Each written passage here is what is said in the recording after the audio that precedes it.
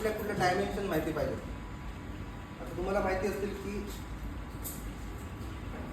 ह्या 3 डायमेन्शन असतात, x, Y आणि झेड. आता इथे 4थी डायमेन्शन आहे. ओके, हे 3 डायमेन्शन जर आपल्याला माहिती असतील, फॉर एक्झाम्पल अक्षवृत्त, रेखावृत्त. ओके, आता त्या स्टेशनचं आपल्याला अक्षवृत्त, रेखावृत्त सगळं माहिती आहे, सी लेवल पण माहिती आहे तिथे जायचं. ओके, पण तुम्ही त्या स्टेशनला गेलात तर तुम्हाला ट्रेन मिळेल का? नाही मिळणार. मग तिथे अजून एक डायमेन्शन काम करते. त्या डायमेन्शनचं तुम्हाला नाव माहिती आहे, माहिती आहे तर सांगा. नाही, मिडल पॉईंट नाही. हे सगळे पॉईंट कव्हर झालेले आहेत. अक्षवृत्त, रेखावृत्त, सी लेवल सगळं झालेलं आहे. आपल्याला लोकेशन ॲक्युरेट मिळालेलं आहे. पण तरी पण तिथे गेल्यावर तुम्हाला ट्रेन मिळेल का? कोणी नाही का? परफेक्ट. 4था आहे टाईम. ओके, हे पहिल्यांदा मी डेफिनेशन घेतो सगळ्या. स्पेस टाईम कंटिन्यूमध्ये ह्या 4 डायमेन्शन असतात.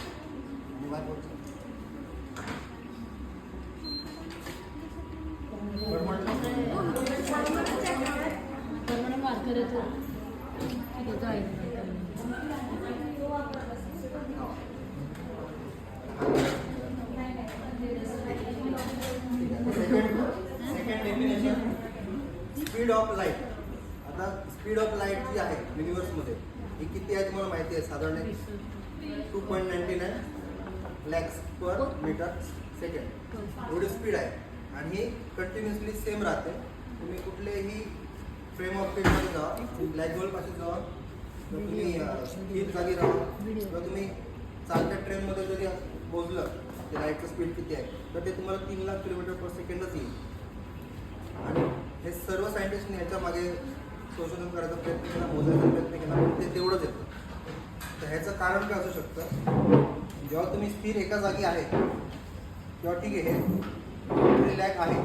ठीक आहे, जेव्हा तुम्ही ट्रेनमध्ये प्रवास करताय, समजा हा माणूस इथे उभा आहे आणि हातामध्ये टॉर्च घेतलेली आहे. ओके, त्याने पुढे लाईट प्रोजेक्ट केली, तरी ती मोजले त्या लाईटचा जो स्पीड आहे तो आपण मोजला तर तो पण 3 लाख किलोमीटरच येतो. पण जेव्हा तुम्हाला माहिती असेल की समजा तुम्ही 60 किलोमीटरच्या स्पीडने एखाद्या गाडीवरून जातो आणि तुम्ही 20 किलोमीटरच्या स्पीडने एखादा बॉल फेकला, तर त्या बॉलची स्पीड 60 प्लस 20 पण 80 व्हायला पाहिजे. पण त्या लाईटची स्पीड वाढत नाही. ह्याचं मिनिंग हा होतो की ह्या लाईटचा स्पीड कमी करायला देत नाही युनिव्हर्स. आता ह्या युनिव्हर्सचा जो नियम आहे तो ॲक्च्युली लाईटचा स्पीड 3 लाख किलोमीटर नाही. ॲक्च्युली स्पीड ऑफ पॉझिटिव्हिटी जो आहे पूर्ण युनिव्हर्समध्ये हा 3 लाख किलोमीटर आहे. आणि लाईटचा स्पीड ॲक्च्युअल इन्फायनाईट आहे. पण या युनिव्हर्समध्ये लाईटला काम करायचं आहे, ते मॅक्झिमम स्पीड 3 लाख वरतीच थांबवते. हा युनिव्हर्सचा नियम आहे. आणि आईन्स्टाईनने पण त्यावेळी सांगितलं होतं की त्याने हे ॲब्सोल्यूट पकडलं होतं की स्पीड ऑफ लाईट हा ॲब्सोल्यूटच राहील, तुम्ही कुठल्याही फ्रेम ऑफ फील्डमध्ये जा. ठीक आहे, तर त्यासाठी युनिव्हर्स काय करतं, जेव्हा तुम्ही मूव्ह करता एखाद्या डिरेक्शनमध्ये, तुम्ही जेव्हा एखाद्या वेलोसिटीने मूव्ह करता आणि तिथे प्रोजेक्ट करता, तेव्हा ॲक्च्युली काय करतं, त्या लाईटच्या स्पीडला कॉन्स्टंट ठेवण्यासाठी युनिव्हर्स तुमचं स्पीड टाईमचं आहे स्पीड तर तुमचं कमी करून टाकतं, म्हणजे टाईम डायलेट करून टाकतं. स्पीड तेवढंच राहणार लाईटचं, पण तुम्ही ज्या फ्रेममध्ये आहे मुव्हिंग फ्रेममध्ये त्यासाठी टाईमचा जो स्पीड आहे तो कमी होऊन जातो. म्हणजे घड्याळ तुमची स्लोली मूव्ह करतो. हा नियम झाला दुसरा. आता तिसरं हे टाईम डायलेशन पण सांगितलं तुम्हाला. तर मास एनर्जी इक्विव्हॅलन्स तर मी तुम्हाला सांगत नाही, आता ते तुम्हाला माहिती असेल. Energy is a form of mass. Okay, हे तर तुम्हाला माहिती असेल. Energy is mass, mass is energy. Energy is kinetic energy and mass is the form of potential energy. Okay, हे तुम्हाला माहिती पाहिजे, फक्त सांगून देतो. नंतर ग्रॅव्हिटेशनल टाइम डायलेशन, ते तुम्ही सुरू करतो.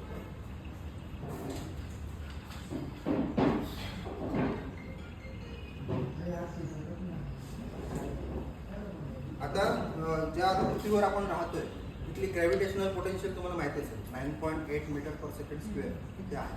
ओके, जर आपल्याला ते सेम कॉपी करायचं असेल 9.8 मीटर पर सेकंड स्क्वेअर, आणि जर तुम्ही एका अशा जागी गेला जिथे ग्रॅव्हिटी काम करत नाही, फॉर एक्झाम्पल प्लॅनेटपासून खूप दूर एखाद्या एम्प्टी स्पेसमध्ये, तर तिथे काहीच ग्रॅव्हिटी नाही आहे, तिथं आपण समजा एक रॉकेट आहे आपलं, ठीक आहे, रॉकेटमध्ये एक माणूस आहे. आता आपण काय करणार, या रॉकेटला थ्रस्ट करणार वरच्या दिशेनं.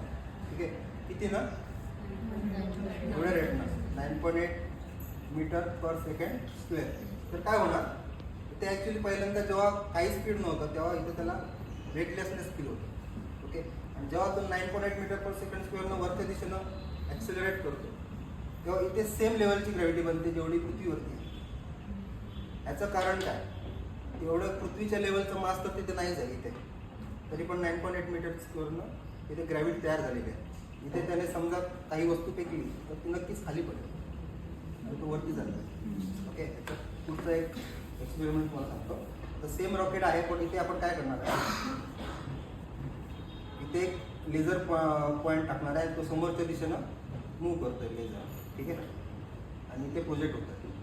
इथे माणूस आहे, ठीक आहे, माणूस असू दे नसू दे. आता आपण ह्याला जेव्हा ॲक्सिलरेट करणार, आता आपण काय करणार, ह्याला 9.8 मीटरनं नाही करणार आहे, त्याला 70% ऑफ स्पीड ऑफ लाईट, एकूण साधारण 2.5 लाख किलोमीटर पर सेकंडनं आपण ह्याला ॲक्सिलरेट केलं तर काय होणार.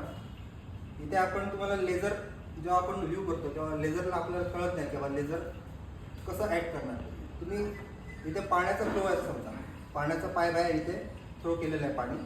जसं हा वरच्या दिशेने मूव्ह करेल तेव्हा काय होईल, पाणी इकडे जाईल. बरोबर आहे ना. याचा अर्थ काय झाला की जेव्हा तुम्ही वरती चाललाय, ॲक्सिलरेट करताय वरती, तेव्हा स्पेस बेंड होऊन जातो.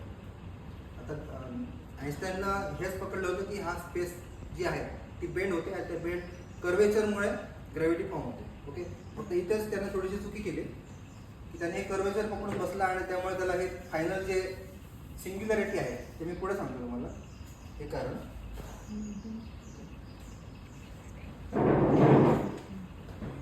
आता तुम्हाला दाखवतो टाइम कसा डायलेट होतो. ओके, हा एक अक्ष आहे, हा एक अक्ष आहे, इथे स्पेस आहे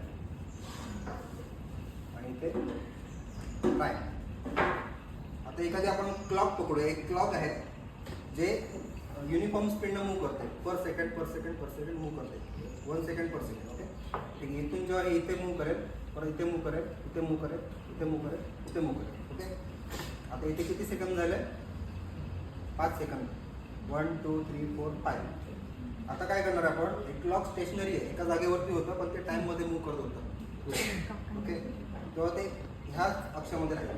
पण जेव्हा ते आपण मूव्ह करणार एका जागेवर, त्याला व्हॅलोसिटी देणार, एका जागेनं ते मूव्ह करणार कंटिन्युअसली, तेव्हा ते स्पेसमध्ये पण मूव्ह करेल आणि टाईममध्ये पण मूव्ह करेल. सो ते डायगोनली इकडे जाईल. ओके, आपण सेम लेवलचं मार्किंग करायचं. 1 2 3 4 5.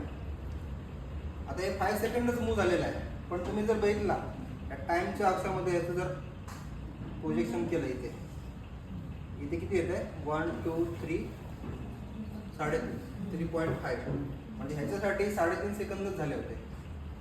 पण हे मूव्हिंग एका जागी जे क्लॉक आहे त्याच्यासाठी 5 सेकंद झाले. याचा अर्थ जे क्लॉक मूव्ह करते त्याचा टाइम स्लो होऊन जातो. ठीक आहे, हे मगाशी पण तुम्हाला मी सांगितलं. तुम्हाला हे स्वीट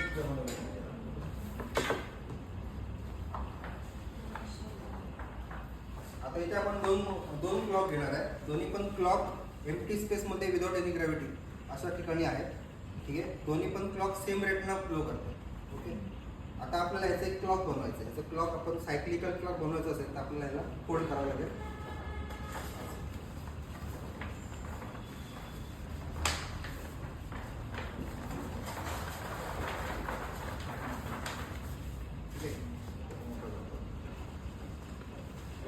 आता हा सिलेंडर युनिफॉर्म झालेला आहे. इकडे जेवढी साईज आहे तेवढी इकडे साईज आहे. ठीक आहे, इकडे पण रेडियस तेवढीच आहे, इकडे पण रेडियस तेवढीच आहे. आता आपण काय करणार, इथे अर्थला इंट्रोड्यूस करणार. इथे त्यामुळे काय होणार, इथे जेव्हा अर्थ आली तेव्हा इथे टाइम स्लो होऊन जाणार. आता अर्थचे इथे टाइम स्लो काय होतं ते मगाशी मी तुम्हाला सांगितलं होतं. जसं 9.8 मीटर सेकंड स्क्वेअरने आपण जेव्हा प्रोपोगेट केलं वरच्या दिशेने तेव्हा तिथे पण ग्रॅव्हिटी बनली. तिथे पण टाइम स्लो झाला होता कारण मुवमेंट आहे, वेलोसिटी आहे, म्हणून तिथे पण टाइम स्लो झाला. सो अर्थच्या ठिकाणी पण टाइम स्लो होत असला पाहिजे. ओके, तर आता इथे काय करणार आहे आपण,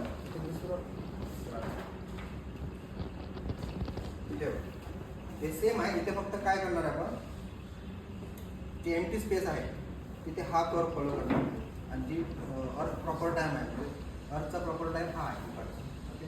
म्हणजे जो तो रूल आपण बनवला होता आता ह्या लेवलला क्लॉक स्लोली स्पीड फॉलो करत आहे, इकडे फास्ट फॉलो करतो. आता आपण हे फोल्ड केल्यावर काय होणार आहे,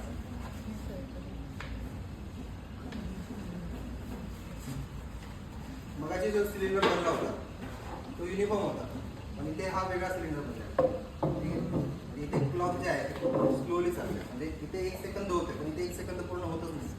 इथे जाऊन 1 सेकंद होतं, इथे जेव्हा 3-4 सेकंद होतील 3.5 सेकंद होतील तेव्हा इथे व्हिडिओमध्ये येते त्यांनी. ठीक आहे.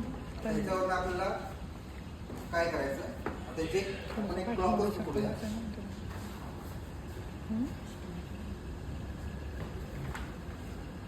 आता इथे एक क्लॉक आहे स्पेसमध्ये, समजा आपण इथे आहे हे आपल्या पृथ्वीचं सरफेस आहे, हे स्पेसवरचं सरफेस आहे, ते स्पेस आहे. ओके, इथून आपण एखादा क्लॉक म्हणा एक फिजिकल क्लॉक आहे ते आपण इथून सोडलं. ठीक आहे, हे टाईममध्ये मूव्ह करत राहणार कंटिन्यू. ठीक आहे, सर्व फ्लो करणार. हा टाइम एक्सिस आहे. ओके, टाइम हा कंटिन्यू एका दिशेनं फ्लो करतो, तो मागे जाऊ शकत नाही किंवाही करू शकत नाही. Continuously 1 second 2 second 3 second 4 second 5 second 6 7 8. Okay, आता आपण एक फोल्ड केल्यावर आपल्याला समजेल जे क्लॉक आहे किंवा ते ॲपल म्हणा मला आता दिसेल जे आपण स्पेसमधून ॲपल सोडलं होतं ते कुठे येऊन पडलं, पृथ्वीवर येऊन पडलं सरफेसवर हा पडला, कारण ते एवढी सेकंडला फ्युचरमध्ये फ्लो करते म्हणून. ओके, आता याच्यावरून आपल्याला काय समजतं की ॲपलच्या जागी आपण काय कन्सिडर करूया की ते ॲपल म्हणजे एक स्पेस फॅब्रिकमधला एक कोऑर्डिनेट आहे. ओके, आणि तो कोऑर्डिनेट एकटाच काम करत नाही, ते फॅब्रिक जे आहे ते एक पूर्ण फॅब्रिक आहे, त्यामधला एखादा पॉईंट हा स्वतः म्हणून एकीकडून दुसरीकडे जात नाही, तो घेऊन सगळ्यांना करतो. ओके, ते एक स्पेस फॅब्रिक आहे. सो ते काय करणार, हे ॲपल जे आहे ते फॅब्रिक समजलं, पूर्ण स्पेस हा फ्लो पृथ्वीच्या दिशेने कंटिन्युअसली वाहतो. ओके, आता हा फ्लो जर वाहतोय पृथ्वीच्या दिशेनं तर हा फ्लो किती मॅक्झिमम स्पीडपर्यंत फ्लो करू शकतो. आता मगाशी आपण काय बोललो होतो पहिल्यांदा, स्पीड ऑफ लाईट हा पूर्ण युनिवर्समधला लिमिट आहे, स्पीडचा लिमिट, त्याच्यावरती कोणीच जाऊ शकतो. ओके, तर तो जो स्पीड आहे 3 लाख किलोमीटर ह्या लेवलला जाऊन तो फ्लो जो आहे तो थांबायला पाहिजे. आणि जर तो फ्लो थांबला तर त्या फ्लोला ग्रॅव्हिटी पण थांबायला ती मॅक्झिमम ग्रॅव्हिटी असेल. आणि आईन्स्टाईननं जो सांगितलं होतं की इन्फायनेटली कर होत जाईल ग्रॅव्हिटी आणि ती तिथे इन्फायनाईट ग्रॅव्हिटी बनेल. Okay, lastly. आणि माझ्या याच्यातनं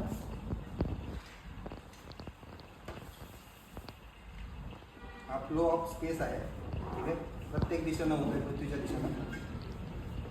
ओके, आता हा स्पीड मॅक्झिमम वाढेल, म्हणजे हे कर्वेचर जे आहे ते येऊन एका जागी असं थांबेल की जिथे मॅक्झिमम ग्रॅव्हिटी होऊन थांबेल. आता ही मॅक्झिमम ग्रॅव्हिटी कुठे फॉर्म होते कोणाला माहिती, पूर्ण युनिवर्समध्ये मॅक्झिमम ग्रॅव्हिटी कुठे असते, centre of Galaxy. Okay, centre of Galaxy मध्ये काय आहे, आपल्या सेंटर ऑफ गॅलेक्सी मध्ये काय आहे, अर्थ नाही, पूर्ण गॅलेक्सीचे centre, galaxy, total galaxy, all solar system, not only one solar system, all solar system.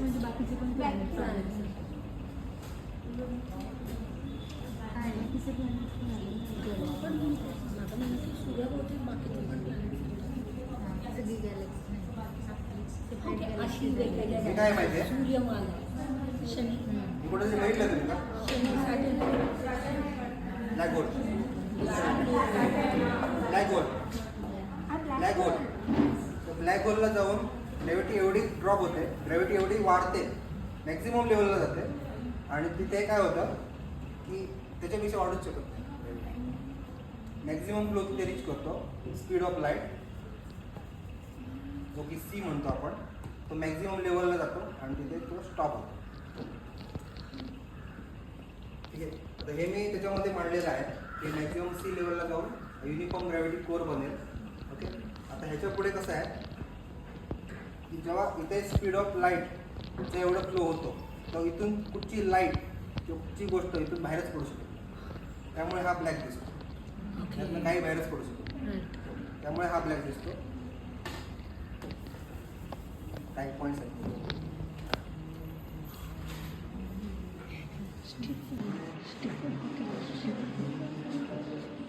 आता आपल्या मायथॉलॉजीमध्ये मी तुम्हाला सांगतो काय आहे ते. तुम्ही जर एक ब्रह्माची गोष्ट ऐकली असेल, एक मुलगी एक राजकुमारी होती, तिला एका मोठ्या राजकुमारशी लग्न करायचं होतं. तर ते त्याचे वडील आणि ती ब्रह्मदेवाकडे गेले. ब्रह्मदेवाकडे गेले आणि तिथे त्यांनी त्याला सांगितलं की असं असं आहे, लग्न करायचं, आम्हाला वरदान द्यायचं. ब्रह्मदेव म्हटला की ठीक आहे, मला मी वरदान देतो, जोपर्यंत तुम्ही पृथ्वीवरती वापस जाल तोपर्यंत तिथे 1000 वर्ष भेटले गेले, टाईमच गेले. त्यावेळी तिथे कृष्ण जन्म घेणार आहे, त्याच्याशी लग्न लावलं. आता हे ब्रह्मा कोण आहे? तर ब्रह्मा म्हणजे ब्लॅक होल आहे. आणि तिथे टाईमचा फ्लो जो आहे तो पूर्णपणे थांबलेला आहे, पूर्ण स्टॉप. जेव्हा पृथ्वीवरनं आपण ब्लॅक होलला गेलो तिथे टाईम एवढा स्टॉप झाला की ते 1000 वर्ष चाललीत. तुम्ही जेवढा जास्त वेळ थांबणार तिथे तेवढा इकडे टाईम फास्ट चालला आहे. तुम्ही इथं येऊन परत इथे निघाला, परत पृथ्वीवरती आला, तर तिथे किती वेळ थांबला आहे त्यावरती डिपेंड आहे, तिकडे किती वेळ लोटलेला असेल पृथ्वीवर. त्याचं काही कॅल्क्युलेशन आहे? कॅल्क्युलेशन आहे ते तुम्हाला दाखवतो. तुम्ही किती वेळ थांबणार आहे, किती वेळात तिथे पोहोचणार आहे, या सगळ्या गोष्टी आहेत. ओके, आता ह्याच्यानंतर पण ते इन्फिनाइट आहे ना तुम्ही म्हणताय? इन्फायनाईट नाही आहे, मी तेच सांगतोय. आईन्स्टाईनने सांगितलं होतं की ते इन्फायनाईट आहे ग्रॅव्हिटी. ग्रॅव्हिटी तिथे इन्फायनाईट नाही आहे, मॅक्झिमम आहे. तिथे टाईम पूर्णपणे थांबतो. टाईम पूर्णपणे थांबतो, तर ह्याच्या पुढे तर जाऊ शकत नाही. 0 जर झाला त्याला आपण फ्रेम फील्ड फॅक्टर 0 म्हणतो. आणि जेव्हा प्लेन स्पेसमध्ये आपण असतो तिथे काहीच ग्रॅव्हिटी वगैरे काहीच नाही आहे, तर तिथे तो फ्रेम फील्ड फॅक्टर 1 होतो. आता पुढचा जो माझा पेपर येणार आहे त्याला मी नाव दिलेलं आहे NTF3, म्हणजे ninth temporal frame field factor 3 times frame field factor. त्यामुळे तर ह्याला नाव दिलेलं आहे. म्हणजे ब्लॅक होलला गेलं की टाईम 0 होतो आणि प्लेन स्पेसमध्ये गेल्यावर टाईम फुल स्पीडने पडतो. त्याच्यापेक्षा जास्त फुल स्पीडने पडू शकत नाही, जिथे ग्रॅव्हिटीच नाही आहे. ओके, आता तुम्हाला अजून एक ॲनॉलॉजी सांगतो. तर कसं आहे, आता स्पेस फॅब्रिक जे आहे ते एक स्प्रिंग आहे. ओके, आणि त्यावरती मॅटर रेस्ट करतो. ह्याच्यामध्ये काय होतं, ही स्प्रिंग जी आहे ही प्रेस पण झाली मॅटर, आणि मॅटर त्याला खाली ढकलतं आणि स्प्रिंग पण त्याला वरती ढकलायचं प्रयत्न. आपल्या मायथॉलॉजीमध्ये तुम्ही बघितलं असेल, हे स्ट्रक्चर दिलेलं आहे.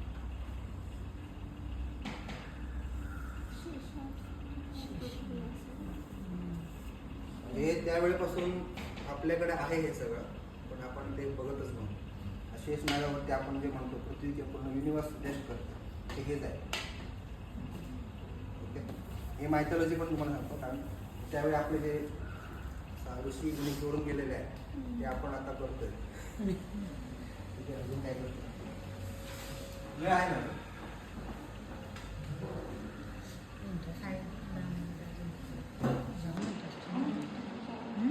आता याचं मी तुम्हाला हे सांगतो, ऍप्लिकेशन काय करते. म्हणजे मॅक्झिमम ग्रॅव्हिटी जे आहे, ठीक आहे, आपण ते माहिती कळलं. आता मॅक्झिमम ग्रॅव्हिटीपर्यंत जाईल, त्याच्या पुढे तो जाणार नाही. आता ह्याचं ऍप्लिकेशन आपण काय करू शकतो, सूर्याच्या भोवती एक ग्रह आहे सगळ्यात जवळचा ग्रह कुठला?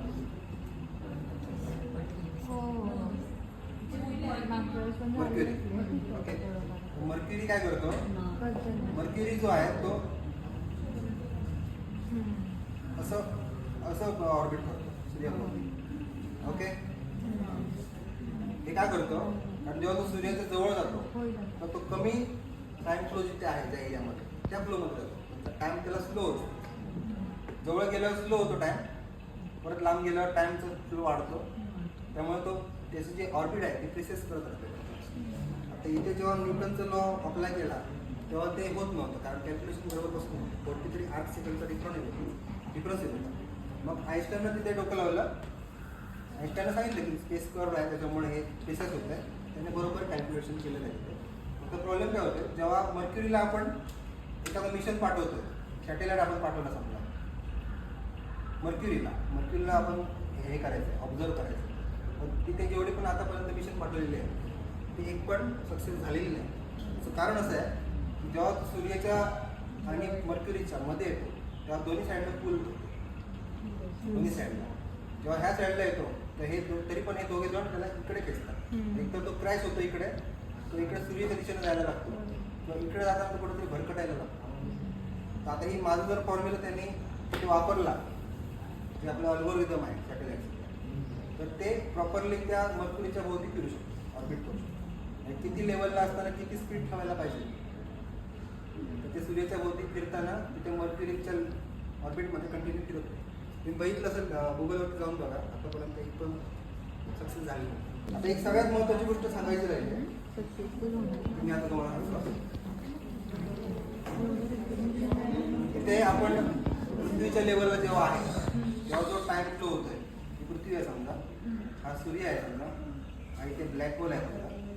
ते पृथ्वीला जो टाइम फ्लो चालू आहे तो एका रेटनं चालू आहे. समजा तो कोण झाला की 0.9, सूर्याच्या इथे 0.8 असेल, इथे 0 होईल, आणि जी एम्प्टी स्पेस आहे तर ते हा पूर्णपणे 0 होईल. ओके, जर तुम्हाला टाइम ट्रॅव्हल करायचं तर एक तर तुम्हाला सूर्याच्या जवळ जावं लागेल, पॉसिबल नाही आहे, पण एकतर किंवा तुम्हाला काय करावं लागेल, 0.9% ऑफ सी म्हणजे 90% ऑफ टाइम्स जे काय लाईटचं स्पीड आहे 3.8 लॅक, सॉरी 3 लॅक्स, तुम्हाला 2.99 लॅक्स किलोमीटर पर सेकंड जर तुम्ही स्पीड घेतला तर तिथे पण सेम कंडिशन अप्लाय होते, तिथे पण टाइम थांबतो. ओके, जर तुम्ही 1 तास इथून बाहेर निघालात, पृथ्वीवरनं बाहेर निघालात, 1 तास तुम्ही युनिवर्समध्ये ट्रॅव्हल करताय, पण ह्या स्पीडनं 90% ऑफ स्पीड ऑफ लाईट, आणि तुम्ही काही दिवसांनी परत आला, तुमच्यासाठी समजा 1 दिवसाने तुम्ही परत आला, पृथ्वीवरती तोपर्यंत 1 महिना झालेला असतो. पण हे जे टाइम ट्रॅव्हल आहे ते फक्त एका साईडनं जाऊ शकतो, पास्टमध्ये जाऊ शकतो. आणि एकदा तुम्ही फ्युचरमध्ये गेलात, परत त्या इनिशियल पोझिशनमध्ये येऊ शकत. एकदा गेला की गेला, फक्त मधला टाइम तुमचा जो आहे तो ट्रॅव्हल करण्यात जो गेला एक दिवसासाठी, तेवढं तुमचं फक्त स्किप झालं.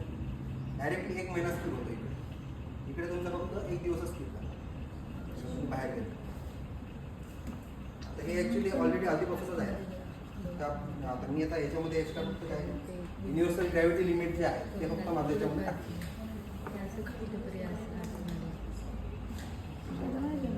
मिशन आहे, फॉर एक्झाम्पल लेग्रांचे मिशन माहिती असेल तुम्हाला, L1, L2, L5.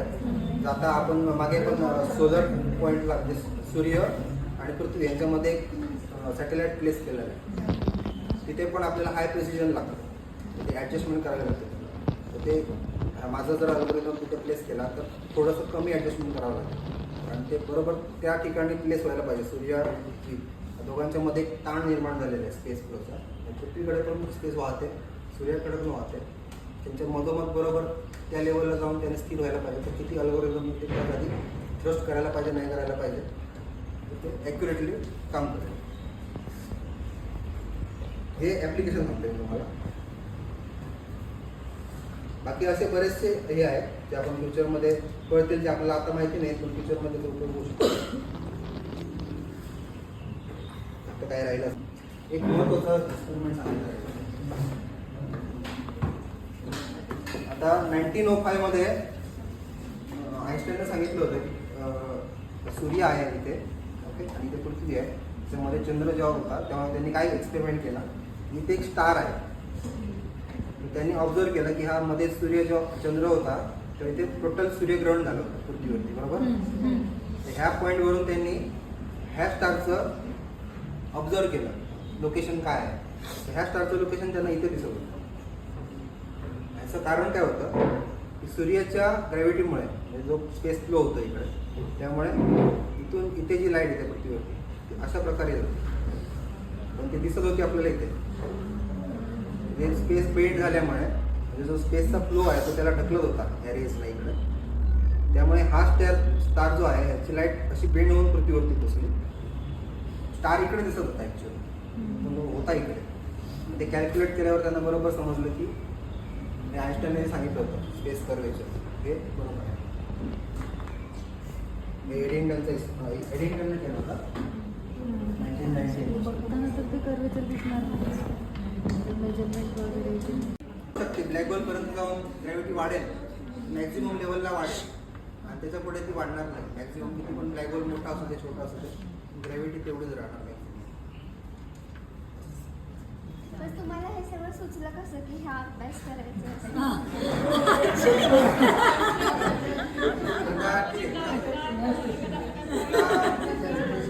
सायन्सचा स्टुडंट आहे ठीक आहे. आणि मला पहिल्यापासून आवड होती. कॉस्मॉस वगैरे कार्यक्रम लागायचा त्यावेळी मला 2007-08 मध्ये लागायचा डिस्कवरीवरती. कंटिन्यू ते ग्रह तारे वगैरे कंटिन्यू ते बघत राहायचे. मला ते फार आवडायचं. आत ये ना. त्यावेळी ब्लॅक होल्स दाखवायचे, सॅटर्न दाखवायचे, मर्क्युरी दाखवायचे सगळं. ते मॅक्झिमम मला त्यात आवड होती की बाबा हे कसं काम करतं, मेनली ग्रॅव्हिटी कशी काम करते. जसं मगाशी मी तुम्हाला सांगितलं ते ॲपल असू दे किंवा ते वॉच असू दे ते वरून सोडलं की ते खाली पडतं याचं कारण की ते टाईममध्ये मूव्ह करते. हां, जास्त स्पीड जिथे आहे टाईमचा तिथून कमी स्पीड असलेल्या प्रदेशामध्ये ते फ्लो करत जाणार कारण तो फक्त फ्युचरमध्ये चाललेला एवढंच. इथे काही फोर्स ऑफ अट्रॅक्शन नाही. चुंबकासारखं इथून सोडलं खाली पडलं हे चुंबकासारखं खेचत नाही. याला फक्त फ्युचरमध्ये जायचं आहे. टाईम फ्लो होतं कंटिन्युअली. टाईम थांबत नाही. टाईम जर थांबला तर इथेच थांबतो. पण जर याला सोडलं तर हे टाईम फ्युचरमध्ये जातच राहणार आहे. फ्युचर म्हणजे टाईम कधी थांबत नाही म्हणून हे खाली पडतं. मग तुम्हाला एक